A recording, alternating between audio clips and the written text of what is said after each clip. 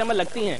پورا یقین ہے کہ اگر ہمیں گورنمنٹ شیخ رشید صاحب سے خٹک صاحب اب ہم ان کی رائے لے لیں.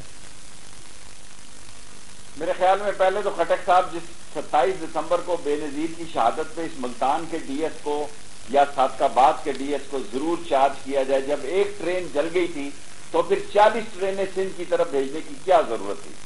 دیکھیں ٹرین ایک ایسا سسٹم ہے، کراچی سے لے کے ایک بات ود اے سیکنڈ جو ہے وہ کراچی سے لے کے وہ تورخم میں پہنچتی ہے. ریلوے کے اندر جو اس کا سسٹم ہے state with in a state کا. لیکن جب ٹرینیں جل رہی تھی کسی نے روکا کیوں نہیں ان بوگیز کو، ان کوچز کو کسی نے روکا کیوں نہیں؟ اور لوکو موٹو جو ہیں 30-40 جو جل گئے یا اتنی یہ تباہ ہوگی ریلوے اسی دن 27 دسمبر کو آ گئی دم توڑ رہی تھی. سو میں آج بھی یہ رائے رکھتا ہوں کہ سیلف جنریشن بھی کرنی چاہیے فنڈ کی. گورنمنٹ کی حالت بہت خراب ہے. شیخ صاحب ایک رائے اور بھی بالکل ایک سوال شیخ صاحب سے میں یہ کرنا چاہوں گی. شیخ صاحب کیا ہمارے بس سے بات باہر ہو چکی ہے؟ واقعی کچھ ایسے امپلیمنٹیشن کی جا سکتی ہیں جس سے ریلوے کے مسائل حل ہوں، یا پھر نچکاری رہ جاتا ہے آخر میں ایک حل؟ دیکھیں نچکاری یہ پاکستان کا مزدور تو اب نہیں کرنے دے گا.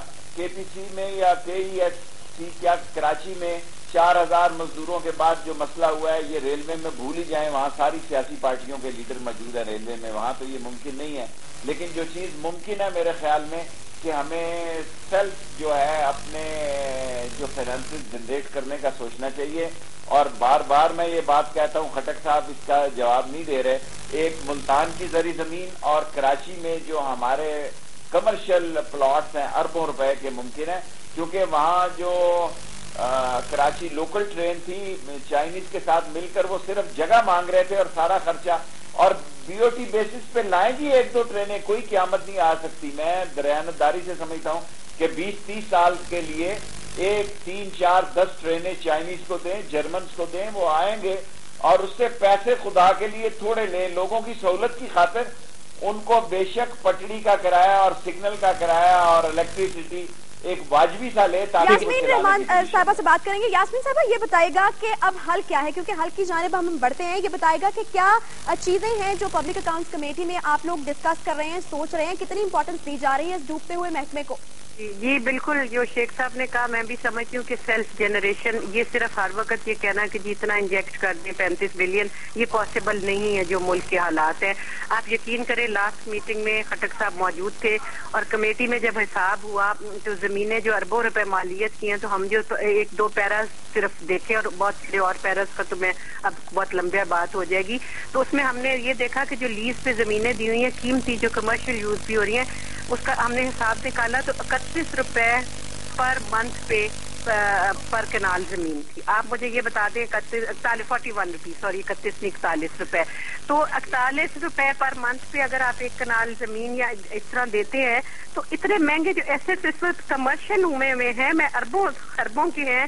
رائل پام کا جو واقعہ دیکھ لیں یا کوئی بھی دیکھ لیں، آپ اپنے ایسٹس کو خود تھرو کریں گے تو کون اور حکومتیں آ کے آپ کو انجیکٹ کریں گی؟ کہاں سے پیسہ آئے گا؟ جی بالکل. اشفاق خٹک صاحب آپ نے بھی فنڈنگ کی بات کی ہے، جبکہ ابھی بات ہو رہی ہے سیلف جنریشن کی.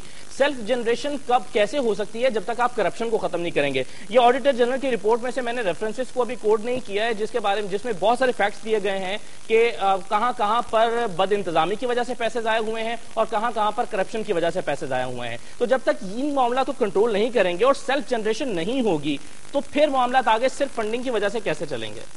دیکھیں سیلف جنریشن میں یہ ایک ایسپیکٹ ہے، زمین ہمارے پاس مہنگی ہے، لیکن ہم اگر زمین میں ریئل اسٹیٹ ڈیولپمنٹ میں چلے جاتے ہیں تو ہم سے مین ہمارا جو کام ہے ٹرین چلانا وہ رہ جاتا ہے. اور میں صرف ایک فگر بتا دوں، پچھلے 10 سالوں میں جو ہم نے زمینیں بیچی ہیں اس سے ایک ٹرین پنڈی سے لاہور تک میں نہیں چلا سکتا. اس کے اتنے پیسے نہیں ملے کہ ایک ٹرین کے قابل ہوں. اس کے لوکوموٹو خریدنے کے لیے، کوچز خریدنے کے لیے مجھے تقریباً 4 ارب روپے ایک ٹرین چلانے کو چاہیے. ٹوٹل ہم نے جو جنریشن کی ہے 3.5 بلین روپیز کی ہے زمین بیچنے سے. یہ اس بات شیخ صاحب کی بھی صحیح ہے اور میڈم کی بھی صحیح ہے کہ ہمارے پاس ایسٹس پڑے ہوئے ہیں. اس کے لیے ہم نے ایک انڈیپینڈنٹ باڈی بنا رہے ہیں جو صرف زمینوں کا جو ہمارا ایسٹ ہے اگر اس کو بیچ کے ہمیں کوئی پیسے مل سکتے ہیں ہم اس ایسپیکٹ کو بالکل دیکھ رہے ہیں اور پرائرٹی پہ دیکھ رہے ہیں. لیکن میں یہ بتاتا چلوں کہ اس سے مجھے کوئی امید نہیں ہے کہ جی بہت زیادہ پیسے ملیں گے. باقی جنریشن کے لیے ہم نے ریکمینڈ کیا ہوا ہے، کیبنٹ نے اپروو کر دیا ہے، کرایہ بڑھانا ہے اور اس طرح کی چیزیں ہیں جہاں پہ ہم اپنے ایسٹس کو لاس میکنگ سے ڈائیورٹ کر کے ریونیو جنریشن میں لے جائیں گے. ہمیں راستے کا پتہ ہے, راستہ بالکل تعین کیا ہوا ہے, لیکن لاس میکنگ جب پبلک یوٹیلیٹی سروس ختم ہوگی ہم ایز اے بزنس انٹرپرائز چلیں گے. اچھا اشفاق کھٹک صاحب, اب آپ بھی تجاویز دے رہے ہیں اور ہمیں یقین ہے کہ امپلیمنٹیشن کی طرف اس کو جائیں گے کیونکہ زیادہ امپورٹنٹ امپلیمنٹیشن ہے. شیخ وسیع صاحب نے بڑی امپورٹنٹ جو تجاویز دی ہیں اور اسی طرح سے یاسمین مصباح الرحمان صاحبہ نے. ہم تینوں مہمانوں کا بہت شکریہ ادا کرتے ہیں. آپ کی تجاویز کو امپلیمنٹیشن کی شکل ملے گی تو ہی ریلوے کا جو ڈوبتا ہوا جہاز ہے اس کو کچھ سہارا ملے گا. بالکل, ریلوے کے مسائل پر تو ہم نے بات کی ہے, صورتحال آپ کے سامنے ہے. بھارت اور پاکستان دونوں کو ریلوے نظام انگریز سے ورثے میں ملا تھا, لیکن آج بھارت کی ریلوے سالانہ $2.5 ارب سے زائد منافع دے رہی ہے, لیکن پاکستان ریلوے مسلسل خسارے میں. اس کو خسارے سے نکالنے کے لیے جو اچھی اچھی باتیں ہمیشہ کی جاتی ہیں, میں پھر ایک مرتبہ آخر میں یہی کہوں گا کہ جب تک اس کی امپلیمنٹیشن نہیں ہوگی, حکومت اور ادارہ دونوں مل کر سنجیدگی سے اس پر غور نہیں کریں گے, یہ ادارہ بحران سے نہیں نکل سکے گا. اس کے ساتھ ہی ایکسپریس اسپیشل کا وقت یہاں پر ختم ہوا. مجھے عائشہ سہیل کو اور اسد اللہ خان کو اجازت دیجیے, کل ملاقات ہوگی.